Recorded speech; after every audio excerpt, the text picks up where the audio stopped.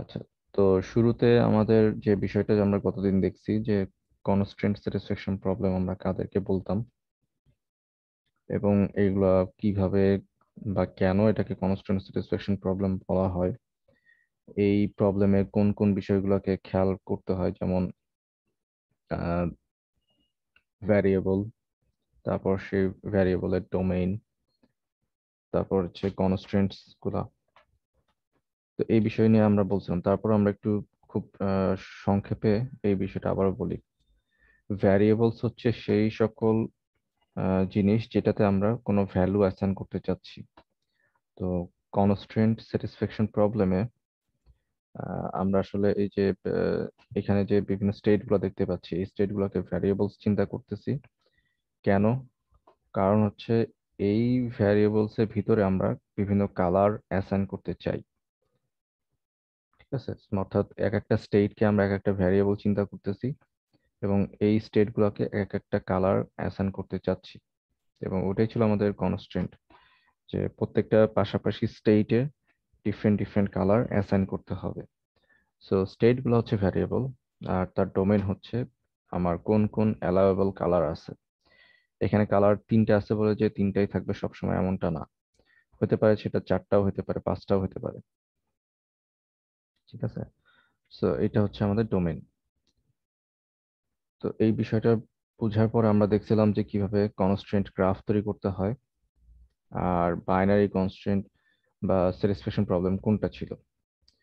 Binary constant satisfaction মানে হচ্ছে দুইটা ভ্যারিয়েবল থাকবে এবং দুইটা ভ্যারিয়েবলের মধ্যে কনস্ট্যান্ট থাকবে আর কি। আম, এটা যদি আমি ক্লিয়ারলি বলি, ধরেন দুইটা ভ্যারিয়েবল বলতে আসলে কি বোঝাচ্ছে। একটা ভ্যারিয়েবল হচ্ছে ধরেন ওয়েস্টার্ন অস্ট্রেলিয়া, আর একটা ভ্যারিয়েবল হচ্ছে সাউথ অস্ট্রেলিয়া, এসএ। ঠিক আছে, এইটা হচ্ছে ভ্যারিয়েবল, এটা একটা ভ্যারিয়েবল, এটা একটা ভ্যারিয়েবল। এখন এটাকে বাইনারি কনস্ট্যান্ট তখনই বলবো যদি এই দুইটা ভ্যালু ইকুয়াল না হয়। ঠিক আছে, এটা হচ্ছে বাইনারি কনস্ট্যান্ট। কেন বাইনারি কনস্ট্যান্ট? কারণ এখানে দুইটা ভ্যারিয়েবল আছে এবং তাদের মধ্যে একটা কনস্ট্যান্ট আছে, এবং সেই কনস্ট্যান্ট হচ্ছে তাদের দুইজনের ভ্যালু সেম হওয়া যাবে না। সো এই জন্য এটা বাইনারি কনস্ট্যান্ট। ঠিক আছে, ইউনারি কনস্ট্যান্ট কোনটা হতে পারে? ইউনারি কনস্ট্যান্ট কোনো শুধুমাত্র সিঙ্গেল একটা ভ্যারিয়েবল হবে। এই জিনিসটা হয়তো অনেকে ক্লিয়ার হয়নি গতদিন, তো জাস্ট আমি আবার ক্লিয়ার করি। ইউনারি কনস্ট্যান্ট মনে করেন যে ওয়েস্টার্ন অস্ট্রেলিয়া, এটাকে আমি রেড কালার দিতে পারবো না, কথার কথা। এটা কখনো রেড কালার হবে না। এই মানে ভ্যারিয়েবলের একটা ভ্যালু আমি অ্যাসাইন করতে পারবো না, এটা হচ্ছে ইউনারি কনস্ট্যান্ট। আর বাইনারি কনস্ট্যান্ট হচ্ছে এইটা, যে ওয়েস্টার্ন অস্ট্রেলিয়া এবং সাউথ অস্ট্রেলিয়া এই দুইটা ভ্যারিয়েবলের ভ্যালু সেম হতে পারবে না। তো তার মানে কি ইউনারি কনস্ট্যান্টে শুধুমাত্র একটা ভ্যারিয়েবল থাকবে, বাইনারি কনস্ট্যান্টে অনেক দুইটা ভ্যারিয়েবল থাকবে।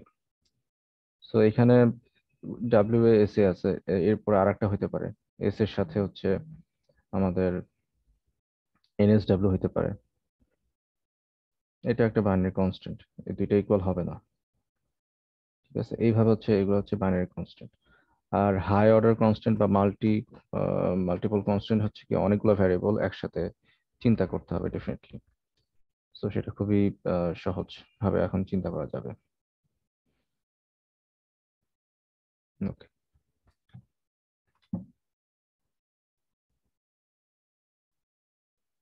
এরপরে আমরা দেখছিলাম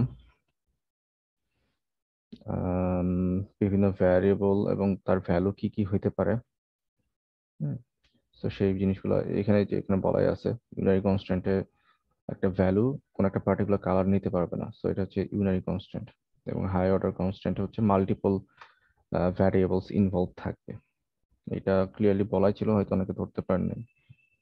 যাই হোক, সো আমরা এখানে একটা ক্রিপ্টো অ্যারিথমেটিকের পাজলের বিষয়টা দেখছিলাম। তো আমি এখানে সবাইকে নোট করতে বলবো যে কনস্ট্যান্ট স্যাটিসফ্যাকশন প্রবলেমটা দুইটা বইয়ে কিন্তু আছে, পুরাতন বইয়েও আছে, নতুন বইয়েও আছে।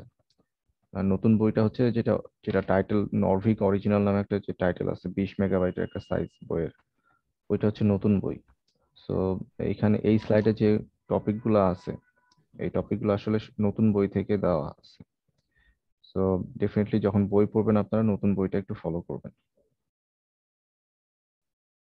কনস্ট্যান্ট স্যাটিসফ্যাকশনের জন্য। তো রিয়েল ওয়ার্ল্ড কিছু প্রবলেম দেখছি আমরা, সেখান থেকে ব্যাকট্র্যাকিং সার্চ, এবং ব্যাকট্র্যাকিং সার্চে আমি একটা নিজে এক্সাম্পল দিচ্ছিলাম আপনাদেরকে লিখে লিখে। তো এটা অলরেডি আমরা কভার করে ফেলছি। তো এখন আসি যে ব্যাকট্র্যাকিং সার্চকে আসলে কিভাবে ইমপ্রুভ করা যায়। তো আমি যে সার্চিং স্ট্র্যাটেজি দেখাইছি ব্যাকট্র্যাকিং এর, সেটা অলরেডি কিন্তু ইমপ্রুভড ছিল।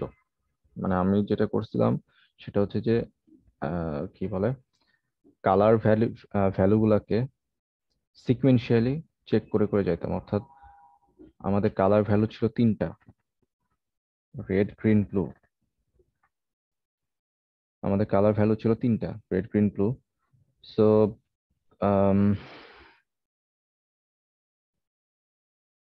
আচ্ছা, একজন কোশ্চেন করছে, সেটাতে পরে আসতেছি। কালার ভ্যারিয়েবল ছিল তিনটা, সো রেড গ্রিন ব্লু। এবং আমরা ট্রাই করতাম কি, প্রত্যেকটা নোডে ফার্স্টে রেড ট্রাই করতাম, তারপরে গ্রিন, তারপরে সেটা না হলে ব্লু ট্রাই করতাম। এইভাবে সিকুয়েন্সিয়ালি আমরা ট্রাই করে করে গেছি। তো এটা কিন্তু অলরেডি কিন্তু অপটিমাল ওয়েতেই ছিল। তো অপটিমাল ওয়ে কখন হবে না, মানে আমরা যদি বইয়ের অ্যালগোরিদমটা ফলো করি, বইয়ে কিন্তু এরকম সিকুয়েন্সিয়ালি কালার চুজ করে করে যাওয়া হয়নি। বইয়ে মানে র্যান্ডমলি যে কোনো কালার যে কোনো নোটে ধরা হয়েছিল আর কি, বা ধরতে চাওয়া হয়েছিল। সো ওইটা যদি করি র্যান্ডমলি, যদি যে কোনো নোটে আমি গেলাম, ট্রাভার্স করতেছি, র্যান্ডমলি একটা কালার চুজ করলাম, এবং দেন কনস্ট্যান্ট গুলা স্যাটিসফাই করে কি করে না সেটা চেক করতেছি, ওইটা করলে একটু সমস্যা তৈরি করবে। হ্যাঁ, মানে ব্যাক ট্রেকিং এ ওইটা সমস্যা তৈরি করবে। কেন? কারণ র্যান্ডমলি হওয়ার কারণে সার্চিং স্পেসটা অনেক বড় হয়ে যাবে। আহ, বড় বলতে, র্যান্ডমলি হওয়ার কারণে আমাদের স্টেট স্পেস ট্রিটা বিশাল তৈরি হবে। সো যত বেশি স্টেট স্পেস ট্রি তৈরি হবে, মানে নোড তৈরি হবে, তত বেশি হচ্ছে আমাদের টাইম কস্ট বেশি লাগবে। ঠিক আছে। সো র্যান্ডমলি যদি আমরা কালার অ্যাসাইন করতে চাই, এটা আসলে কোনো অপটিমাল ওয়ে না। তো আমাদের হয় কালারকে সিকুয়েন্সিয়াল অ্যাসাইন করা ট্রাই করতে হবে, অথবা আদার্স কোনো মেথড আছে কিনা সেটা আমাদেরকে দেখতে হবে। তো এই স্লাইডগুলোতে যেটা দেখবো যে আমরা এই সিকোয়েন্সিয়ালি বিষয়টা দেখানো হয়নি, কিন্তু আদার্স কয়েকটা মেথডের কথা এখানে বলা হয়েছে, কিভাবে আমরা ব্যাক ট্রেকিংকে ইফিশিয়েন্ট করতে পারি। আচ্ছা, একজন কোশ্চেন করছিলেন যে ফোর কালার থিওরেম এবং কনস্ট্যান্ট স্যাটিসফ্যাকশন প্রবলেম কি একই? ফোর কালার থিওরেম বলতে কিরকম বিষয়টা? স্যার, ওই যে চারটা কালার দিয়ে যে কোনো ম্যাপকে পাশাপাশি নেইবারিং দুইটা সেল সেম কালার না করে সম্পূর্ণ ম্যাপ কালার করা যায়, এই কনসেপ্টটাকে ফোর ও কালার আচ্ছা, থিওরেম বলে। এটা কনস্ট্যান্ট স্যাটিসফ্যাকশন প্রবলেম। এখানে হচ্ছে কালার ভ্যালু হচ্ছে চারটা আর কি। মানে মূল স্যার, কথাটা হচ্ছে যে এটা কনস্ট্যান্ট স্যাটিসফ্যাকশন প্রবলেম, এবং তার আরেকটা হিন্ট দেওয়া থাকবে, ইনফরমেশন দেওয়া থাকবে যে কয়টা কালার দিয়ে আপনি সলভ করতে পারেন। চারটা হইতে পারে, পাঁচটা হইতে পারে। মানে আপনাকে কালার বলে দিবে যে পাঁচটা কালার দিয়ে এই প্রবলেমটা সলভ করা যায় কিনা, বা ছয়টা কালার দিয়ে সলভ করা যায় কিনা। কিন্তু বেসিক্যালি প্রবলেমটা হচ্ছে কনস্ট্যান্ট স্যাটিসফ্যাকশন প্রবলেম।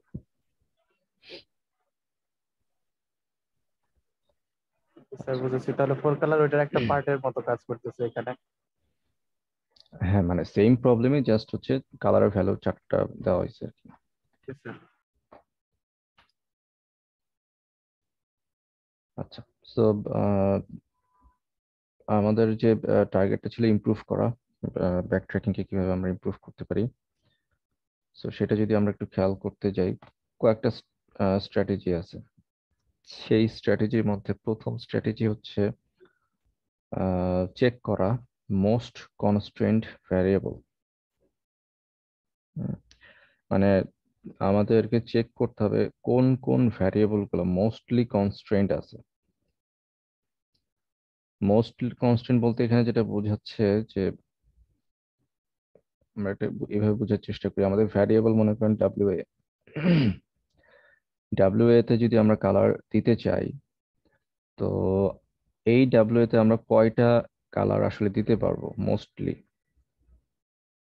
একদম শুরুতে কিন্তু আমরা তিনটা কালার দিতে পারি, রেড, গ্রিন অথবা ব্লু। তিনটা কালারে কিন্তু দিতে পারি, যে কোনো একটা দিতে পারি। কিন্তু অন্যান্য স্টেটে যদি অলরেডি কালার থেকে থাকে, হ্যাঁ, অন্যান্য স্টেটে যদি অলরেডি কালার থেকে থাকে, তাহলে এই ভ্যারিয়েবলটার সাথে কয়টা বাইনারি কনস্ট্রেন্ট থাকতেছে সেটা আমাদের চেক করতে হবে।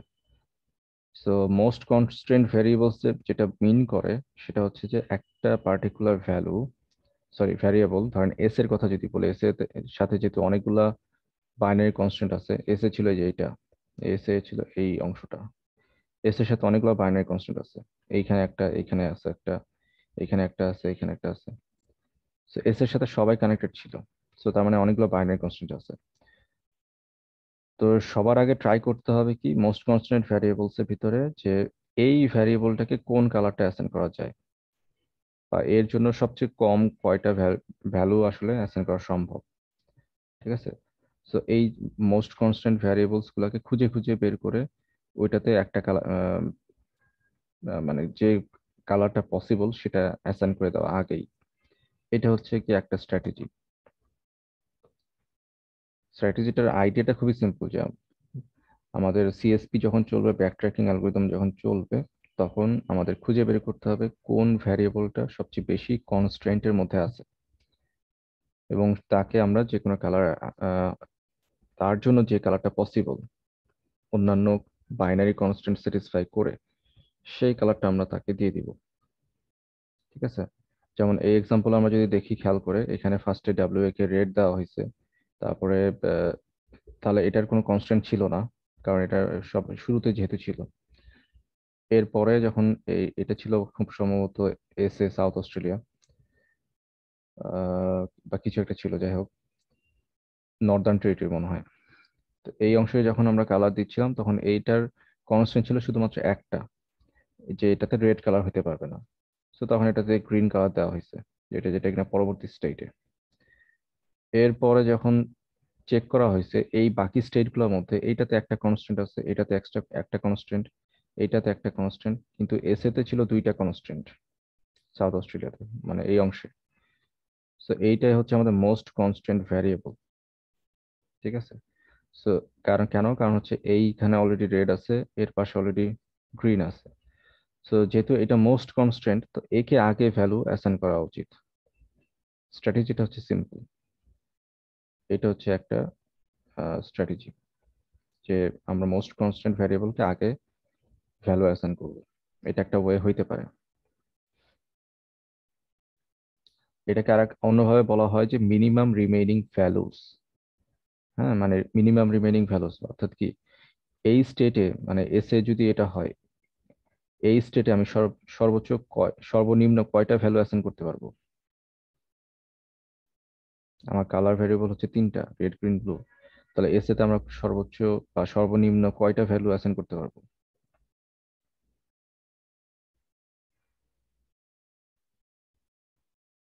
আমার কোশ্চেনটা কি বোঝা গেছে?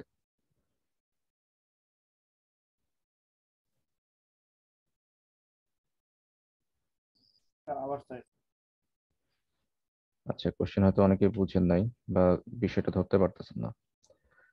একটু খেয়াল করেন, এই স্টেটে কয়টা কনস্ট্যান্ট পসিবল, বা এই স্টেটে কয়টা কালার দেওয়া পসিবল এই জায়গাতে। স্যার দুইটা। দুইটা কালার দেওয়া পসিবল, অর্থাৎ গ্রিন বাদে রেড এবং হচ্ছে ব্লু কালার। জি স্যার। এই এই স্টেটে কয়টা কালার দেওয়া পসিবল? স্যার এখানে তো রেড গ্রিন ব্লু তিনটাই এর সাথে কানেক্টেড আছে। না না না, আমি সেটা বলি নাই, কানেক্টেড এর কথা বলি নাই। এই স্টেটে যদি আমি এইখানকার স্টেটে যদি কালার না দিই, তাহলে এই স্টেটে কয়টা স্যার কালার দেওয়া দুইটা। সম্ভব? একটা স্যার। এখানে একটা দেওয়া সম্ভব, সেটা হচ্ছে ব্লু কালার। তো আমাদের জি খুঁজে বের স্যার। করতে হবে যে মিনিমাম রিমেইনিং ভ্যালু কোথায় আছে, সবচেয়ে কম রিমেইনিং ভ্যালু কার আছে। হ্যাঁ, মোস্ট কনস্ট্যান্ট ভ্যালুকে এই নামেও বলা হয়, মোস্ট কনস্ট্যান্ট ভ্যারিয়েবলকে এই এমআরভি মানে মিনিমাম রিমেইনিং ভ্যালুস দিয়েও প্রকাশ করা হয় অনেক ক্ষেত্রে। কেন? কারণ হচ্ছে এই স্টেটে পসিবল ছিল দুইটা, এই স্টেটেও পসিবল দুইটা হইতো, কিন্তু এই স্টেটে শুধুমাত্র পসিবল হচ্ছে একটা। সো যে স্টেটে সবচেয়ে কম ভ্যালু দেওয়া সম্ভব, সেই স্টেটকে আগে কালার করা উচিত। এটাই হচ্ছে মোস্ট কনস্ট্যান্ট ভ্যারিয়েবলের স্ট্র্যাটেজি।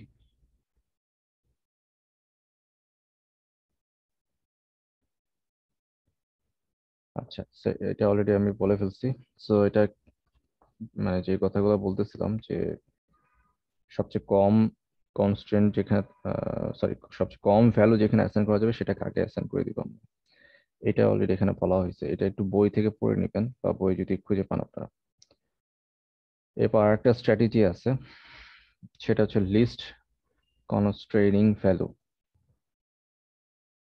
ঠিক আছে, লিস্ট কনস্ট্রেইনিং ভ্যালু। আর একটা ওয়ে ছিল হচ্ছে মোস্ট কনস্ট্রেন্ট ভ্যালু বা ভ্যারিয়েবল, আর একটা হচ্ছে লিস্ট কনস্ট্রেইনিং ভ্যালু। মানে যে এইখানে বিষয়টা উল্টা। বিষয়টা হচ্ছে কি, এখন যেখানে আহ, সবচেয়ে কম কনস্ট্রেন্ট থাকবে, হ্যাঁ, মানে অনেক বেশি কনস্ট্রেন্ট না, এখানে হচ্ছে সবচেয়ে কম কনস্ট্রেন্ট যেখানে থাকবে সেই জায়গাগুলোতে আগে ফিল আপ করবো। অর্থাৎ এসেতে আমরা যেটা দেখছি যে এটাতে যদি রেড অ্যাসাইন করি, এটাতে যদি গ্রিন অ্যাসাইন করি, মানে এই স্টেটে, তাহলে আমাদের নেক্সট কনস্ট্রেন্ট কম আছে কোথায়? এখানে আছে দুইটা কনস্ট্রেন্ট, মানে এখানে দুইটা কালার দেওয়া যাবে না। আর এখানে আছে একটা কনস্ট্রেন্ট, অর্থাৎ একটা কালার দেওয়া যাবে না। ঠিক আছে, সো স্ট্র্যাটেজি আগেরটার চেয়ে এখন হচ্ছে উল্টাটা। তো আগে যেটা ছিল, সবচেয়ে বেশি কনস্ট্রেন্ট যেটা ছিল সেইখানে আগে ফিল আপ করা। আর এখনটা হচ্ছে কি, সবচেয়ে কম কনস্ট্রেন্ট যেখানে আছে সেই কাজটা আগে করা। ঠিক আছে, তো এখানে যদি আমরা এই কাজটা করতে চাই লিস্ট কনস্ট্রেন্টের ক্ষেত্রে, তাহলে এই স্টেটে আমরা চাইলে রেড অ্যাসাইন করতে পারি অথবা ব্লু কালার অ্যাসাইন করতে পারি, গ্রিন বাদে, কারণ যেহেতু গ্রিন অ্যাসাইন করা যাবে না। তো তখন আমরা এই স্টেটটাকে কালারটা আগে করব, এই এস এর বাদে। ঠিক আছে, জাস্ট উল্টা, সেম জিনিসই, একটু জাস্ট কনসেপ্টটা উল্টা। এটা একটা স্ট্র্যাটেজি। এরপর আছে ফরওয়ার্ড চেকিং এর বিষয়ে, মানে নেক্সট স্যার স্টেপ। আগের পেজটাতে একটু যাবেন। হুম, বলেন। স্যার এখানে কোন কালারটা আমরা চুজ করব সেটা কিসের উপর ডিপেন্ড করবে, যে আইদার রেড না ব্লু? কারণ এই যে নিচের যে কেসটা আছে সেখানে দেখাচ্ছে যে allows zero values for S A, মানে নিচের যে ব্লকটা আছে সেটার জন্য ইউনে কোনো কালার আর থাকছে না, তিনটা কনস্ট্যান্ট হয়ে যাচ্ছে। কিন্তু রেড চুজ করলে দেখা যাচ্ছে যে আমরা স্টিল সেখানে নিচেটাতে ব্লু দিতে পারবো। তো এইটা কিভাবে চুজ করছে? আচ্ছা, তো এই ক্ষেত্রে যেটা পসিবল, আমাদের দেখতে হবে যে লিস্ট কনস্ট্রেন্ট যে ভ্যালুর কথা আমরা বলতেছি, লিস্ট কনস্ট্রেনিং ভ্যালু। এখন লিস্ট কনস্ট্রেনিং ভ্যালুতে আমরা রেড গ্রিন, যেটা আপনি বললেন যে সরি, রেড এবং ব্লু দুইটা কালার অ্যাসাইন করতে পারতেছি, ভালো কথা। এখন আমাদের চেক করতে হবে পরবর্তী স্টেটে, মানে এই স্টেটে যদি কোনো একটা কালার যদি অ্যাসাইন করে দিই, পরের স্টেটে যে দেখা যাবে কি এই স্টেটে এইটা হয়তো বা কালার এসেতে দেওয়া সম্ভব হচ্ছে, কিন্তু এই কালারটা দেওয়া সম্ভব হবে না, তাই তো? জি মানে স্যার। এই স্টেটে এসেতে কালার দেওয়া সম্ভব হচ্ছে না। জি স্যার। তো তখন ঘটনাটা কি দাঁড়াচ্ছে, আমাদের কোনটা আসলে চুজ করা উচিত? এটা এই স্টেটে যদি আমরা চুজ করে ফেলি, এটা অলরেডি কিন্তু প্রুন হয়ে যাবে। লিস্ট কনস্ট্যান্ট ভ্যালু যেটা, সেটা কিন্তু অলরেডি আপনাকে মানে এই স্টেটের জন্যই শুধুমাত্র কালারটা অ্যাসাইন করতে চাবে, এস এর জন্য চিন্তা করবে না, মানে একই সাথে মাল্টিপল স্টেট নিয়ে চিন্তা করবে না। লিস্ট কনস্ট্যান্ট জি ভ্যালুতে স্যার। যেটা হবে শুধুমাত্র একটা স্টেট নিয়ে, যেই স্টেটের সবচেয়ে কম কনস্ট্যান্ট আছে সেটাকে আমরা আগে কালারিংটা করব। সো এখানে চাইলে আমরা রেড কালার দিতে পারি অথবা ব্লু কালার দিতে পারি। যদি ব্লু কালার দিয়ে দিই, তাহলে এইটা ফার্দার আর মানে এক্সপ্যান্ড করতে পারবে না, কারণ পরবর্তী স্টেটে যখন যাবে এসেতে তখন দেখতে পাচ্ছি কোনো কালার দিতে পারতেছে না, তো এটা অটোমেটিক্যালি প্রুন হয়ে যাবে। তখন হচ্ছে ব্যাক ট্র্যাক করে আবার এই কালারটা চেঞ্জ করে রেডি রেড কালার ফিরে দিয়ে, আসবে। হ্যাঁ, রেড কালার দিয়ে তখন আচ্ছা। নেক্সট কাজ করতে হবে। সো যদি কোনো কারণে কোনো ব্রাঞ্চ নেক্সট ফার্দার যেতে না পারে, তখন সেই ব্রাঞ্চটা অটোমেটিক্যালি ক্লোজ হয়ে যাবে।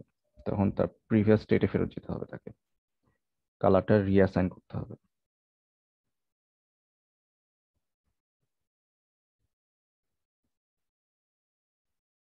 আচ্ছা, সো ফরওয়ার্ড চেকিং আরেকটা স্ট্র্যাটেজি হতে পারে।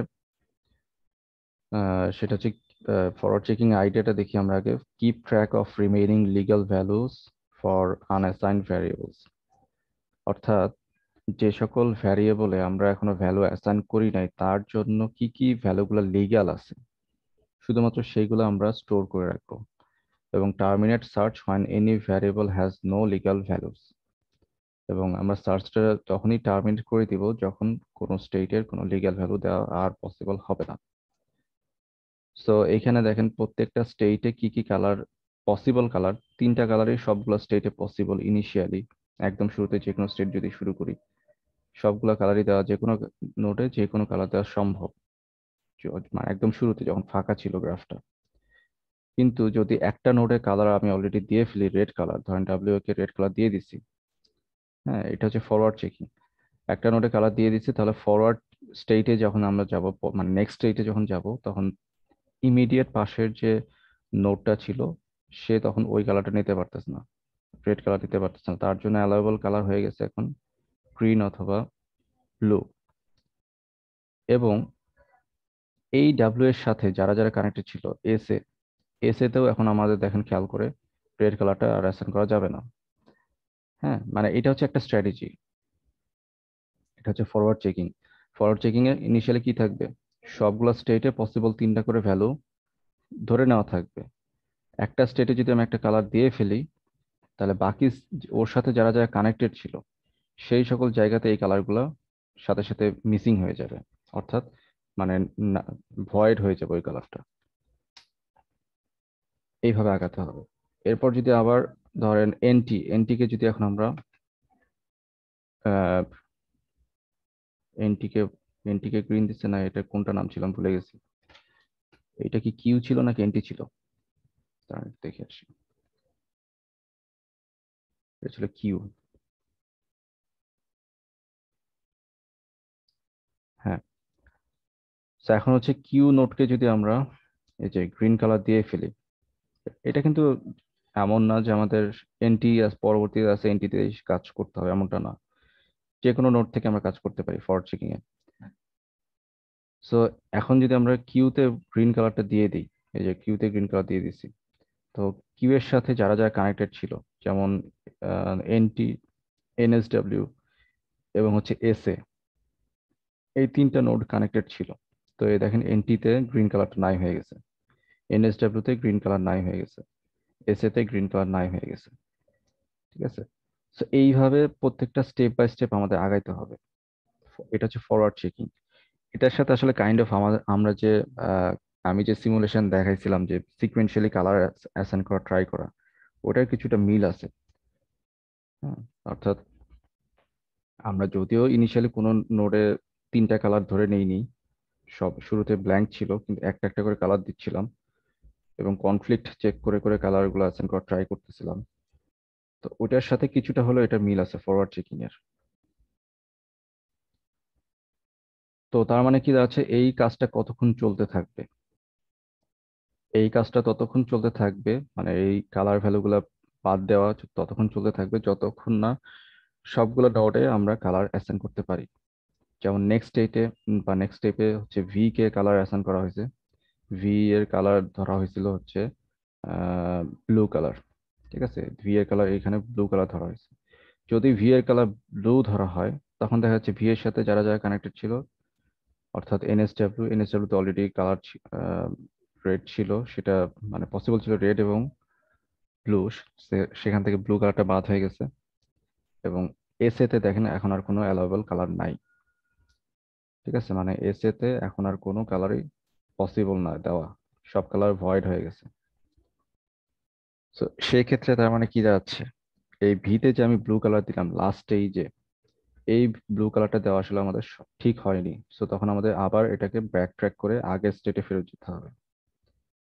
আগের স্টেটে ফেরত যেয়ে তখন ভি এর কালারটা ব্লু বাদে অন্য একটা কালার চুজ করতে হবে। ঠিক আছে, তো এই কালারগুলো কিন্তু র্যান্ডমলি সিলেক্ট করা হচ্ছে এই মানে ফরওয়ার্ড চেকিং এর ক্ষেত্রে। যেমন এখানে রেড ট্রাই করা কিন্তু হয়নি, ভি এর কালার ছিল তিনটা পসিবল কালার, কিন্তু সেখানে র্যান্ডমলি ব্লু কালারকে আগে চুজ করা হয়েছে। সেটা হইতে পারে। সো ফরওয়ার্ড চেকিং এর কনসেপ্টটা খুবই সিম্পল, যে আমরা কোনো নোডে যে কোনো কালার চুজ করব, যদি পসিবল হয় তাহলে সেটা সামনে আগাবো, যদি না হয় ব্যাক ট্র্যাক করবো, ব্যাক ট্র্যাক করে নেক্সট এই কালারটা চেঞ্জ করে নতুন কালার দিব। এটা হচ্ছে ফরওয়ার্ড চেকিং। এরপরে আর একটা ইয়া আছে, স্ট্র্যাটেজি আছে, সেটা হচ্ছে আর্ক কনসিস্টেন্সি। এটা আর একটা স্ট্র্যাটেজি। আর্ক কনসিস্টেন্সিটা একটু বুঝতে হবে বই পড়ে, আমাদের সময় অনেক এমনিতেই অনেক কম, আজকে এটা শেষ করতে হবে। আর্ক কনসিস্টেন্সিটা একটু পড়তে হবে বই থেকে। আর্ক কনসিস্টেন্সিটা আসলে কি সেটা আগে আমরা একটু বোঝার চেষ্টা করি। ধরেন আমাদের ডাব্লিউ এ এবং হচ্ছে এনটি, নর্দার্ন টেরিটরি, ঠিক আছে, এই দুইটা যদি সেম কালার না হয়, এটাকে আমরা বলছিলাম কি, বাইনারি কনস্ট্যান্ট। হ্যাঁ, এটা হচ্ছে বাইনারি কনস্ট্যান্ট। এখন ডাব্লিউ এর সাথে কানেক্টেড হচ্ছে এনটি।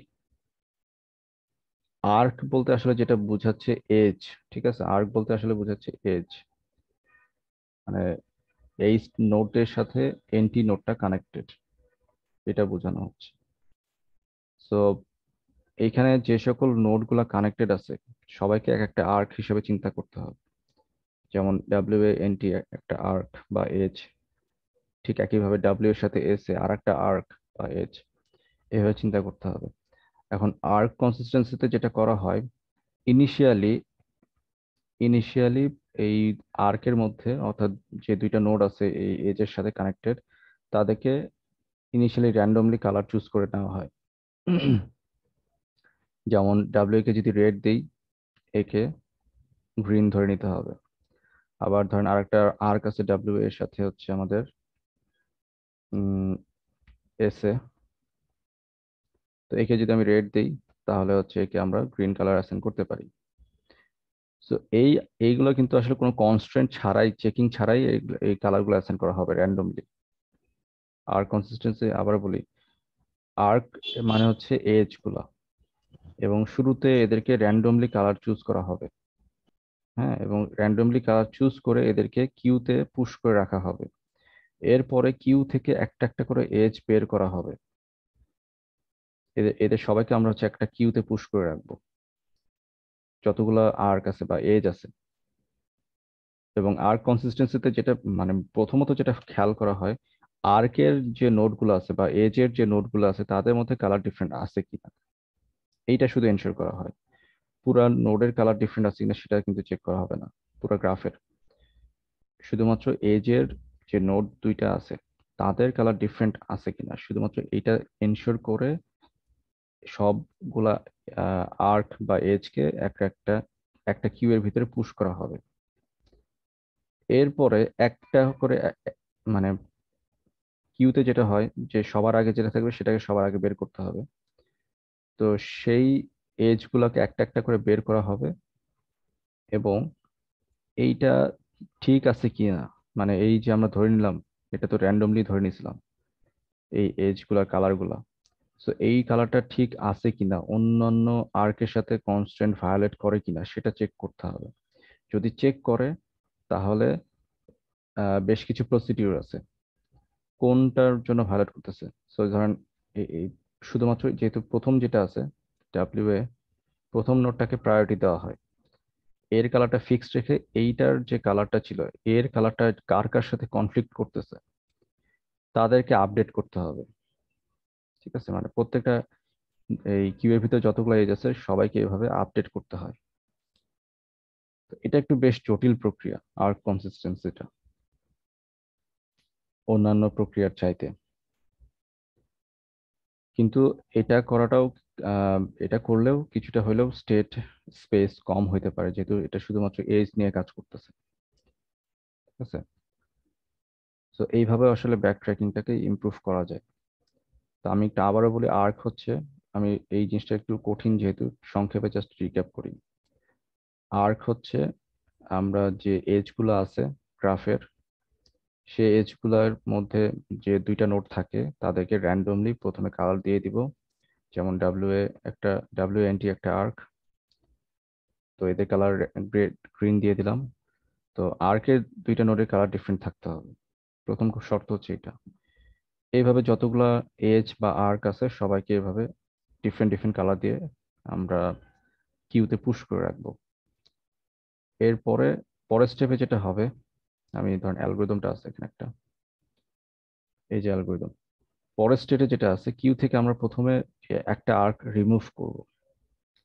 রিমুভ করে দেখতে হবে যে এই আর্কের জন্য কোনো ইনকনসিস্টেন্সি তৈরি হচ্ছে কিনা। মানে এই আর্কটা যদি রিমুভ করি কিউ থেকে, আমাদের চেক করতে হবে এই দুইটা নোডে যে কালারগুলো দেওয়া আছে এটার কারণে বাকি যে এজ গুলো আছে তাদের মধ্যে কোনো কনফ্লিক্ট তৈরি হচ্ছে কিনা।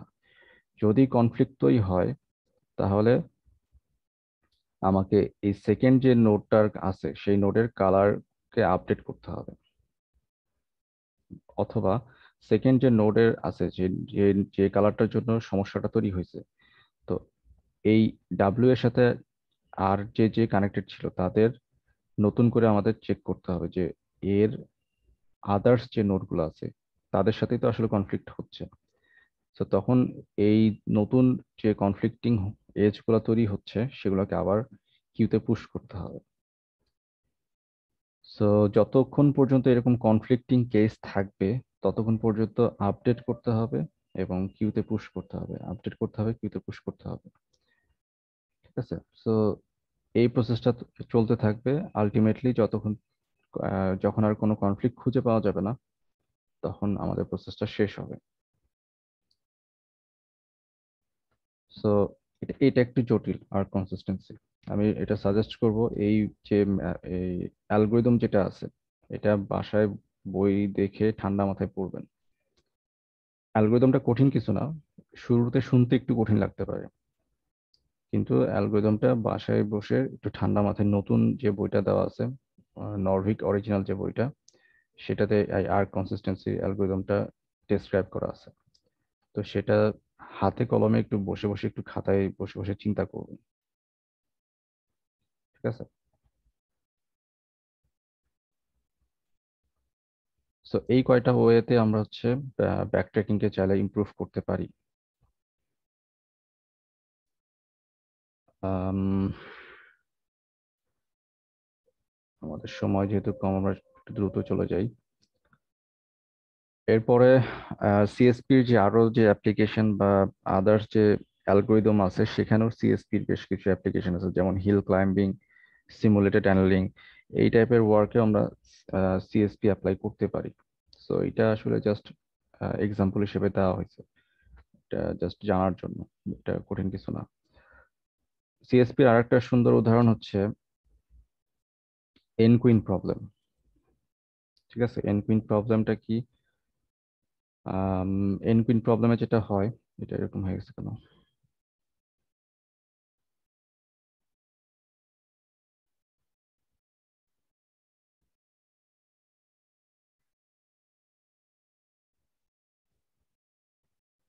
আচ্ছা, এন কুইন প্রবলেমে আসলে যেটা হয় যে এন কুইনে আমাদের এন সংখ্যক কুইন থাকবে। কুইন তো অলরেডি আমরা জানি, দাবা খেলা যদি আমরা খেলে থাকি, তো দাবা খেলায় যে বিষয়টা হয় সেটা আমরা অলরেডি জানি। দাবা গ্রিডে বিভিন্ন কি থাকে, গুটি থাকে এবং টার্গেট থাকে চেক চেক কমপ্লিট করা। কিন্তু এন কুইন যে প্রবলেমটা, সেখানে যেটা প্রবলেমের ডেসক্রিপশন সেটা হচ্ছে যে যতগুলা মানে কুইনের যদি বলি কুইন, ফোর কুইন মানে চারটা রানী অথবা রাজা যেটাই বলি না কেন সেটা থাকবে, এবং তাদেরকে এমন ভাবে গ্রিডে বসাইতে হবে, যদি আমাদের এন সংখ্যক যদি কুইন হয় তাহলে সেখানে আমাদের এন বাই এন সাইজের গ্রিড তৈরি করতে হবে। ঠিক আছে, এন বাই এন সাইজের গ্রিড, অর্থাৎ চারটা কুইন হলে 4x4 একটা গ্রিড তৈরি হবে। এবং তাদের এই কাজটা হচ্ছে কি, কুইন গুলাকে এমন ভাবে বসাইতে হবে যাতে করে তিনটা কনস্ট্যান্ট মিট করে। এখানে কিন্তু তিনটা কনস্ট্যান্ট আছে। তিনটা কনস্ট্যান্ট কি কি সেটা একটু আমরা বলি। প্রথম কনস্ট্যান্ট হচ্ছে সেম রোতে অন্য কোনো কুইন থাকতে পারবে না।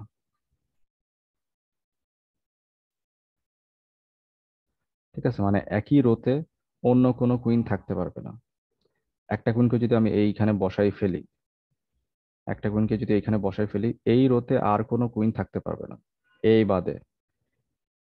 ঠিক একইভাবে সেকেন্ড শর্ত হচ্ছে, এই কুইনটাকে যদি আমি এইখানে বসাই তাহলে এর কলামে একইভাবে অন্য কোনো কুইন থাকতে পারবে না।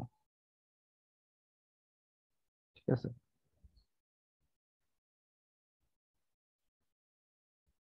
সো সেম কলামে অন্য কোনো কুইন থাকতে পারবে না।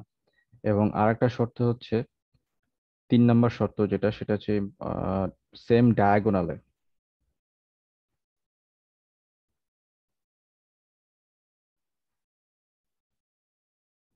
সো সেম ডায়াগোনালে অন্য কোনো কুইন থাকতে পারবে না। যেমন এই কুইনটার পার্সপেক্টিভ থেকে এর যে ডায়াগোনাল গুলো আছে, মানে কর্ণ যেগুলো আছে, এই কর্ণ বরাবর অন্য কোনো কুইন থাকতে পারবে না। এই 3টা শর্ত ফুলফিল করে, প্রত্যেকটা কুইনের জন্য এই 3টা শর্ত ফুলফিল করে 4টা কুইন, যদি আমাদের 4 হয়, এন এর মান যদি 4 হয়, তাহলে 4টা কুইনকে বসাইতে হবে। ঠিক আছে? অর্থাৎ এন সংখ্যক কুইন হইলে প্রত্যেকটা কুইনের জন্যই আমাদের এই 3টা শর্ত ফুলফিল করে এন বাই এন গ্রিডে কুইনগুলোকে প্লেস করতে হবে। এটা হচ্ছে গিয়ে প্রবলেম, এন কুইন প্রবলেম। তো আমরা যদি এইখানকার এই এক্সাম্পলটা খেয়াল করে দেখি, এখানে একটা সলিউশন এক্সাম্পল দেওয়া হয়েছে এখানে, এই যে এখানে। তো এখানে খেয়াল করে দেখেন, এই কুইনটার পার্সপেক্টিভ থেকে এই রোতে আর কোনো কুইন নাই, এই কলামে আর কোনো কুইন নাই, এর ডায়াগোনালেও আর কোনো কুইন নাই। এখন হ্যাঁ, কথা হচ্ছে, ডায়াগোনালটা আসলে কোনটা? ডায়াগোনাল কিন্তু মেইন ডায়াগোনাল কিন্তু সবসময় না। হ্যাঁ, মানে ডায়াগোনাল বলতে কিন্তু শুধুমাত্র মেইন ডায়াগোনাল হবে সেটা না, মানে এই যে এই ডায়াগোনাল সেটা না। প্রত্যেকটা কুইনের ডায়াগোনাল, প্রত্যেকটা কুইনেরই 4টা করে ডায়াগোনাল আছে। যেমন এই কুইনের ক্ষেত্রে ডায়াগোনাল এইখান থেকে এটা একটা ডায়াগোনাল, এই পাশে একটা ডায়াগোনাল, এই পাশে যেহেতু বাউন্ডারি নাই, সো মানে আর কোনো ঘর নাই, সো এখানে এই দুইটা ডায়াগোনাল আসলে আর হবে না। এই ডায়াগোনাল, এই ডায়াগোনাল হবে না। ঠিক একইভাবে এই কুইনের ক্ষেত্রে এটা ডায়াগোনাল, এইটা ডায়াগোনাল, উপরে দুইটা ডায়াগোনাল আসলে এক্সিস্ট করবে না। ঠিক আছে? এইভাবে হচ্ছে ডায়াগোনাল হিসাব করতে হয়। স্যার কুইন যদি 5টা হয় তাহলে কি ঘরও 5/5 হবে? হ্যাঁ, ঘরও 5/5 হতে হইতে হবে। মানে প্রবলেমের স্টেটমেন্টটা এটা যে আমরা এন সংখ্যক কুইন যদি হয়, তাহলে এন বাই এন গ্রিডে ওই এন সংখ্যক কুইনকে এই 3টা কনফ্লিক্ট বাদে বসাইতে হবে। জি স্যার। এটা হচ্ছে গিয়ে এন কুইন প্রবলেম। সো এটা এটা সলভ করতে গেলে যদি আমরা এন এর ভ্যালু যদি অনেক বড় হয়ে যায়, হুম, তো এন এর ভ্যালু মানে কুইনের সংখ্যা যদি বড় হয়ে যায়, তাহলে সলভ করতে অনেক সময় লাগতে পারে, কারণ এটার অনেক স্টেট স্পেস লাগবে। যেমন এন এর ভ্যালু যদি আমরা এখানে খেয়াল করে দেখেন, এন এর ভ্যালু যদি এত বড় একটা নাম্বার দিই, এটা সলভ করতে গেলে কম্পিউটারের 12টা বেজে যাবে। ঠিক আছে? যদিও এটা কিন্তু ইন্টিজার ভ্যালু, এটা অ্যালাউয়েবল ভ্যালু, মানে কম্পিউটার এটা কিন্তু ধরতে পারবে। কিন্তু ঘটনা হচ্ছে যে এতগুলা কুইন যদি বসাতে চাই এবং এত বড় সাইজের যদি একটা গ্রিড তৈরি করতে যাই, তাহলে সমস্যাটা বাড়বে। এবং এত এত স্টেট স্পেস তৈরি হবে, যেটা কিনা সলভ করা খুবই খুবই জটিল। নর্মাল কম্পিউটার পক্ষে এটা হয়তো বা সলভ করা সম্ভব নাও হতে পারে। তো নর্মালি দেখা যাবে যে এন এর মান 10-20 পর্যন্ত থাকলে এটা খুব দ্রুত সলভ করতে পারে, বা 30-এও হইতে পারে। কিন্তু দেখবেন যে যত আপনারা একটু খেয়াল করে দেখবেন, ল্যাবে হয়তো বা এনপিন প্রবলেম আপনারা করবেন, সো সলভ হয়ে গেলে এন এর মানটা ট্রাই করবেন 10 দিতে, 20 দিতে, 30 দিতে, দেখবেন যে সময় কতটুকু লাগে। দেখবেন যে এন এর মান যখন কম থাকে, 2-3 থাকে বা 4-5 থাকে, তখন টাইম খুবই কম লাগে। আস্তে আস্তে যখন 10 দেওয়া হয়, তাহলে হয়তো বা 2 সেকেন্ড 3 সেকেন্ড টাইম লাগতেছে রান করতে। এরপরে তো 20 দেওয়া হলে 20-30 সেকেন্ডও লাগতে পারে।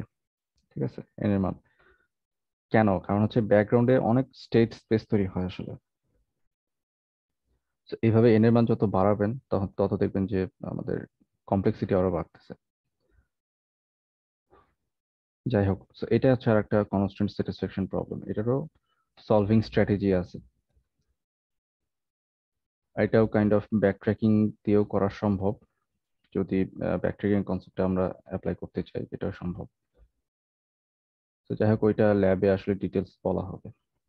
তো সামারি যদি আমরা চিন্তা করি, তো সিএসপি আসলে মূল টার্গেট হচ্ছে সিএসপির যে বেশ কিছু কনস্ট্যান্ট দেওয়া থাকবে, সেগুলোকে সলভ করতে হবে এবং প্রবলেমের যে সকল ভ্যারিয়েবলস আছে সেই ভ্যারিয়েবলসে অ্যালাউয়েবল ভ্যালু আমাদের বের করতে হবে অ্যাসাইন করার জন্য। এটা হচ্ছে সিএসপির মেইন ফোকাস, এবং সেটার জন্য বেশ কিছু স্ট্র্যাটেজি আছে মানে সলভ করার জন্য। যেমন ব্যাক ট্র্যাকিং একটা স্ট্র্যাটেজি, ভালো স্ট্র্যাটেজি, এবং ব্যাক ট্র্যাকিং স্ট্র্যাটেজি কেও আবার ইফিশিয়েন্ট করার জন্য আরো কিছু কি বলে হেল্পিং স্ট্র্যাটেজি থাকতে পারে। ঠিক আছে, তো সেগুলো আমরা একটু দেখার চেষ্টা করছি। তো ওভারঅল যদি বলি যে আমাদেরকে এই বিষয়গুলো একটু বই থেকে পড়ে নিতে হবে। স্লাইডে যেটা আছে সেটা কিন্তু খুবই কনসাইজ দেওয়া আছে, খুবই অল্পভাবে অল্প কথায় লেখা আছে। তো আমাদের ডেফিনেটলি বই পড়তে হবে। কিছু কিছু কনসেপ্ট বইয়ে খুব সুন্দরভাবে ক্লিয়ার করে দেওয়া আছে। হয়তো লেকচার শুনে অনেক সময় অনেক কিছু বোঝা যায় না, কিন্তু বই পড়লে সে বিষয়গুলো খুব ক্লিয়ারলি বোঝা যায়। যেমন আমি বলছি অলরেডি যে সিএসপির যে বিষয়গুলো আছে সেটা নতুন বই যেটা দেওয়া আছে, হ্যাঁ, নতুন বই হচ্ছে নরভিক অরিজিনাল নামে একটা যে বইটা, এই বইটার চ্যাপ্টার 6-এ আমাদের কনস্ট্যান্ট স্যাটিসফ্যাকশনের বিষয়গুলো উল্লেখ করা আছে। তো স্লাইডের সাথে মিলায়া মিলায়া যে সকল টপিকগুলো হয় সেগুলো ডেফিনেটলি পড়ে ফেলবেন বই থেকে।